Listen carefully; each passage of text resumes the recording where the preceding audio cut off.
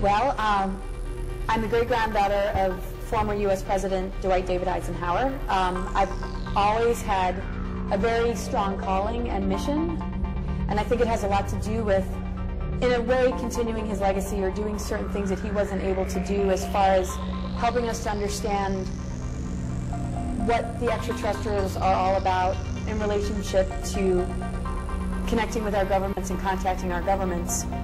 I also have my own unique journey, which is very complementary, that has to do with the balancing of the masculine and feminine on the planet, and helping people to understand a lot of the programmings and conditionings that have been passed down generation to generation that has kept us from being able to access our greater abilities. And along the way, I discovered that there's a connection between the two. Certain negative ET beings that have compromised us, and many, many benevolent beings that are here to assist us in our awakening, which has a lot to do with upgrading our DNA and expanding into our multidimensional embodiments, and recognizing that we are on a multidimensional planet and that there's all sorts of life out there. Well, this planetary body was seeded with a 13D monadic core. Basically, we used to exist in higher dimensions on Atlantis and Lemuria, and it sort of acted like the right brain and the left brain. Everything was very much in balance, and we had very powerful abilities. We had much more of our DNA turned on, which is now dormant. And because we're in a free will universe, things started to get out of balance, and it led to catastrophes and huge floods. And what ended up happening is we collapsed into a lower harmonic universe that brought us into a lower density. And then we as humans, as we know it, are not functioning at our full DNA capacity. We're functioning at like maybe a second strand or third strand. And so when this new creation was happening, when we sank into this lower density, it was seeded as an ascension planet to help to guide us along the way, so that eventually, during this window period, we would have the opportunity to expand and to blossom in our consciousness. And so even religion touches upon it when we think about the tree of knowledge, the tree of good and evil, which we chose to partake in. Even though I don't follow religious teachings, the symbolism is more connected to our DNA, and how duality gives us a free will choice to choose to advance ourselves or choose to stay limited. And the spiritual component has a lot to do with this window period, because we're in alignment with the galactic plane, and the window period is called the stellar activation cycle between the years 2000 and 2017, when the natural stargates on the planet open, which connect us to these other dimensions, and is directly linked to our DNA. And when we expand ourselves, we are assisting the planet, and as the planet has this natural phenomenon that's happening, it affects us. And so certain control agendas do not want us to ascend, because they won't be able to make money off of us, they won't be able to feed off of us. And so there is a negative agenda, but we just simply have to understand the game. And this is the thing with like transhumanism, and if we don't develop spiritually, we'll be linked much more into an artificial intelligence system, which would advance us only on an intellectual level, or keep us, in a sense, controlled. And this is what this agenda wants to bring us into. And so we don't want technology to supplement us too much. It doesn't mean that we give up on technology, but it's about finding a balance between spirituality and technology, because the whole reason these advanced civilizations collapsed in our ancient history was because of the polarization of too much focus on the technology and not enough on the spirituality. And that has to do with the negative ego mindset of some of these dark controllers. I mean, this is a lot of why I do what I do, because I mean, the elitists or the dark cabal or whatever you want to call it has been hoarding these advanced technologies and using it for their own benefit. When I feel these, and I know I'm not alone in this, these technologies should be used to assist those that are in need, to feed those that are hungry, and to go towards assisting our planetary body in healing. The problem is the mindset of these individuals doesn't think about the whole, it only thinks of themselves. And it doesn't make any sense that they have such advanced technology that can regrow limbs and heal cancer and cure all sorts of things, and you see people struggling day to day, like you say, and the difference is unbelievable. And the imbalance is the same kind of imbalance that we might experience within ourselves because we were born into it. And it's very easy to be thrown off because of what we were born into. And so we have to do that extra work on ourselves to stand up for our rights and to heal from these programmings and conditionings, and to also develop a stronger sense of empowerment so that we don't let them get away with it anymore. So I like to consider myself a voice for those that don't have a voice, that need assistance. What's the percentage of the humanity that you're talking? Well, I mean, a lot of people call it the 99% to the 1%. And the thing is, if we all look to each other and we work together and unify, there's not going to be a 1%. They're going to be pretty much starved because they rely on us giving our power away to them to even exist. And so those of us that have the ways and means to, bring about justice and expose these things can help those that are very compromised and are in, serious suffering and poverty.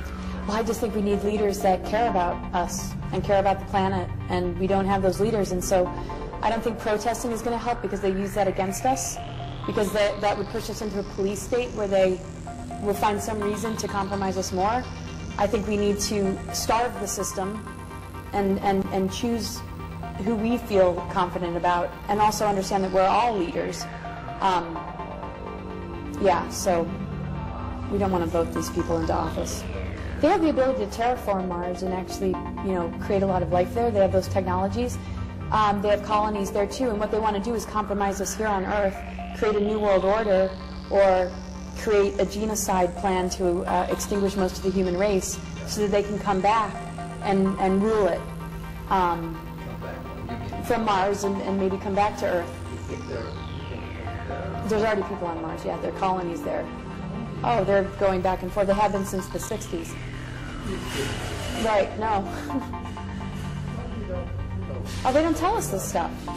So, because they're selfish, and it's all about them, and they have an agenda, and that's why I refused to go, because I was recruited in 2006, and I was like, something's not right here, and just like you, I don't want to go to, I love this planet, and we need to take care of the needs of the people here, and we need to expose everything, and we need to make informed decisions together, and not be manipulated by these leaders who create these facades, which is shown to us in the news, these like NASA, and I'm not saying all the individuals involved are false, but they don't tell us about the secret space program. They don't tell us about why these wars are happening. I mean, a lot of it has to do with the control of these stargates that they want to keep from opening, and a lot of it is, of course, the greed and power. And so they take that greed and power off planet, and that way they're not affected by all the different assaults and toxins that they're throwing at us, and they have a breakaway civilization just for them, while we're dealing with chemtrails, weather modification, and Fukushima, and the pollution of our waters, and the HARP, hello, yes, weather modification. They can create superstorms, and but they're not going to succeed in this. And this is all this effort and all the money they spend, all the thinking that they have to use all of this technology just to banish 3 billion people out of Earth. Is that the plan? Well, they want to, it's either extinction or it's, That's a good, yeah, they want to shrink. good idea. Well, I mean, there is a lot of people, but I think nature and just the planetary body, which is an organism with its own consciousness, can create its own balance, because that's, natural disasters can do that, but you can fit the whole world population in the country of New Zealand, and everybody can fit. I mean, there is enough room, but people who are deciding the fate of humanity shouldn't be the ones that are keeping us from the medicine and the cures that we need. It should be more based on nature deciding than humans that are corrupt. And the thing is, we're in a multidimensional cosmos, so we're not all going to be packed into this one Earth. We have the ability to move on to other star systems and other places, and they're trying to stop our potential from even being able to do that. So it's either extinction or it's New World Order. And the reason they're doing this is because the main group responsible for the negative agenda compromise their DNA on purpose so that they can maintain control. And that's part of, like, in biblical terms, that would be part of Lucifer's rebellion. In exopolitics terms, it would be these lower extraterrestrial races like the Dracos and the beings from Orion, who are service to self-orientated. And because they traded in their DNA in order to maintain control, because they didn't want to heal, they can't connect directly to spirit, which means that they rely on us to feed on. And without us, they actually would perish. And so they have advanced technologies to keep them alive, and their life cycle has to do with using our energy to power up those technologies, because our free energy is being used as a weapon against us, but they harvest it and use it for themselves. And so in a way, it's for their survival that they do it to us, but it starts off with that corrupt greed mentality that wants domination and control. That's what got them into the mess. But now they rely on us and these technologies to keep them alive, whereas us, as humans, we have direct connection to spirit. That's why we have the potential to ascend. And so we just have to be careful of the traps so that we don't give our free will away to them, and so that we can see the deceptions, because we can only agree to it. They can't take it from us unless we agree to it. And so if people are consciously voting these people into office and allowing themselves to be manipulated, that's where the danger is. But once we wake up, we're free of the programmings, and we can actually handle the assaults and the toxins, because our DNA is advanced enough when we upgrade it to be able to handle all of it. So, am I allowed to say that there's a battle in the skies? There has been for a long For a time. long time. We're just the spheres and the shields and the boots for them. Yeah, we're totally caught in the middle. But at the same time, we have the potential to advance ourselves beyond these wars, and to really just become like sovereign and free of it. I mean, they're just pitting us against each other and using us. There's a lot of projects that use individuals. The whole Illuminati and the 13 families, they're not naturally corrupt. I mean, they go through trauma-based mind control to be as corrupt as they are. And it's really difficult, so anybody listening to this for the first time, don't think it's easy for the person who's doing the research, because it's completely insane. But we have to understand that in a free will universe, this is going to happen. I mean, we have our own negative ego, and we can see the destruction it causes in our lives and how it sabotages relationships. So it's no different in the macro world with what these beings have decided to do. And so when we just do our own inner work and unify with each other, we're going to be okay. But this is a critical window period, because their technologies are really gaining a lot of strength here. Yes, I just want to, just share that no matter how dark and difficult the information is, to allow it to empower you, to allow it to remind you of who you are. Don't let it crush you. Don't let it cause you to feel the doom and gloom, because that's what they want. I mean, the only reason I expose this stuff is so that we can see that we need to say goodbye to that system and start to work on what is truly organic and what's available to us based on the nature of this planetary body and what's happening in the cosmos with the Venus transits, which is what the Mayans understood that it had brought us into the window period we're in. So get excited about your liberation instead of allowing yourself to get too caught up in the fear because these dark agendas exist. But of course, it's a process we have to move through, because it's understandable that we would be angry, and it's understandable that it's upsetting, but I guess my main message is to just embrace what we're truly made of, and whatever process you need to go through to get to that awareness is an important step to take. But well, resources that I can recommend to assist people, my website's cosmicgaiasophia.com. I do session work with people to help them process this information, to answer questions about the material I present, because I know it goes over a lot of people's heads. And I'm not going to share this information without making myself available to answer questions. And I'm an astrologer, I'm a tarot reader, and I do clairvoyant sessions. A website that I recommend as far as understanding the information and the complexities of everything I'm talking about, the greatest website I feel is energeticsynthesis.com.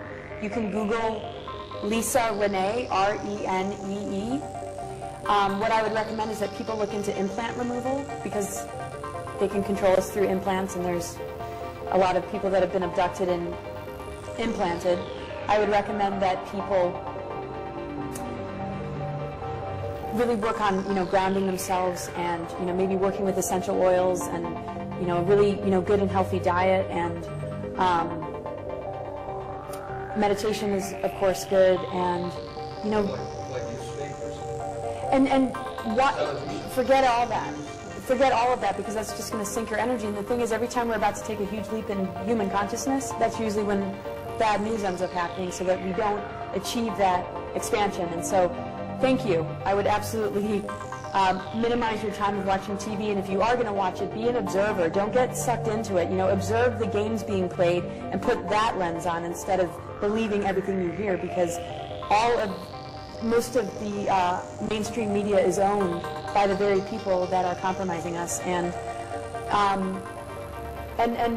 look locally in your community. Maybe create groups where you can have workshops and discussions about this sort of stuff, and think positive, because we're powerful, powerful beings, and their manipulation has a lot to do with taking our dreams and taking our energies so that we enable these dark agendas. If we could just focus on what we want to manifest and put it into our own internal GPS system, what visions we want for the future, we'll be able to hear our inner voice, and we'll be able to get assistance from spirit guides and benevolent star family that is here to help us, and that'll take us right into a beautiful future, because we can manifest this. This is what they don't want us to realize.